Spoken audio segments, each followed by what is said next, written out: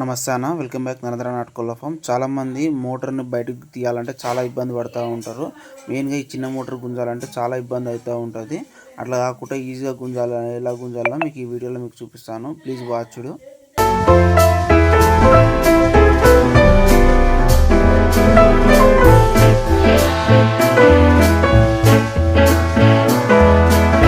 వర్షాకాలంలో ఈ మెరుపుల ఉరుముల వల్ల చాలా పొలాలలో మనకు ఈ మోటార్లు అనేటివి చాలా ఖరాబ్ అవుతూ ఉంటాయి. దానివల్ల మనకు ఈ మోటార్లు అనేది బయటకు తీయడానికి చాలా ఇబ్బంది అవుతూ ఉంటుంది.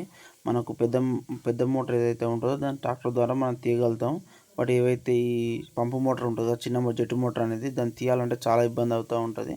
మనం చేతులతో గుంజాలంటే చాలా ఇబ్బంది అవుతూ ఉంటుంది. మనం పెద్ద మోటార్ ఏమవుతుందంటే ట్రాక్టర్ పెట్టి గుట్ట పైపులని బయటకు గుంజుతూ ఉంటాం. బట్ దీనికి అట్లా కాదు. దీనికి ఎంతసేపు చూసినా సరే కానీ మనం చేతులతో గుంజుతూ ఉండాలి. ఒకరు కింద పైప్ కాడ గుంజుతూ ఉంటే ఇద్దరు పట్టుకొని పోతూ ఉండాలి. అట్లా చేయడం వల్ల చాలా ఇబ్బంది అవుతూ ఉంటుంది. మెయిన్గా చేతులకు అనేది ఇబ్బంది అవుతూ ఉంటుంది.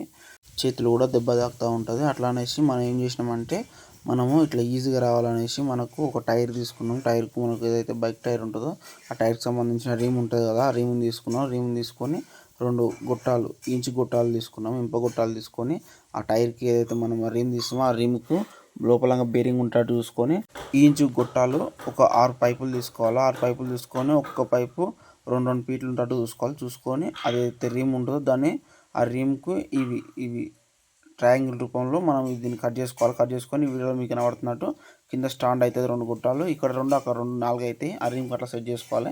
సెట్ చేసుకొని మనం ఈజీగా పైపుని బయటకు గుంజుకోవచ్చు, లోపలికి తీసుకోవచ్చు. ఇట్లా తీసుకోవడం వల్ల మనకు ఎలాంటి మన చేతుల పైన బరువు అనేది పడదు. మెయిన్గా ఒకరు లేదా ఇద్దరి వల్లనే దీన్ని బయటకు ఈజీగా వస్తూ ఉంటుంది. మనం ఈ చేతులతో గుంజడం వల్ల మన చేతులు కడుచుకోవడం కానీ మెయిన్గా చేతులు ఇరకడం కానీ జరుగుతూ ఉంటుంది. అట్లా కాకుండా ఇట్లా చేయడం వల్ల సులువుగా చేస్తాం. మెయిన్గా ఇట్లాంటి సులువైన పద్ధతులు చేయడం వల్ల రైతులకు కూడా చాలా ఉపయోగపడుతూ ఉంటుంది. దీనివల్ల బోర్ అనేది ఈజీగా మనకు బయటకు వస్తూ ఉంటుంది. మనం బయటకు దించుకుంటాం. మళ్ళీ తర్వాత లోపల దించుకోవాలన్నా కూడా ఈజీగా మనకు అనేది లోపలికి ఈజీగా పోతూ ఉంటుంది. మెయిన్గా మనం ఏందన్నా అంటే ఆ పైపు కూడా మనకు ఏదైతే బోర్ పైప్ ఉంటుందో ఆ వైట్ పైపు, ఆ పైపు కూడా ఎలాంటి డ్యామేజ్ కూడా ఉండదు.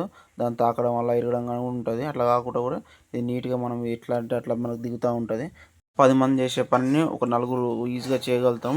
ఇట్లాంటి కొత్త పద్ధతులు మనకు వ్యవసాయంలో ఖచ్చితంగా రావాలి. ఇలా చేయడం వల్ల మనకు చాలా పని అనేది తగ్గుతూ ఉంటుంది. మెయిన్గా కూడా రైతుకు అనేది రైతులకు కూడా టైము చాలా తక్కువ పడుతూ ఉంటుంది. దీని కాస్ట్ మనకు మహా అయితే సెకండ్ హ్యాండ్ రీమ్ తెచ్చుకున్న నడిచిపోతుంది. ఆ గొట్టాలకు దాని రీమ్కు ఆ వెల్డింగ్కు దీనికి మొత్తం కలిసి మనకు 2000లో నడిచిపోతూ ఉంటుంది.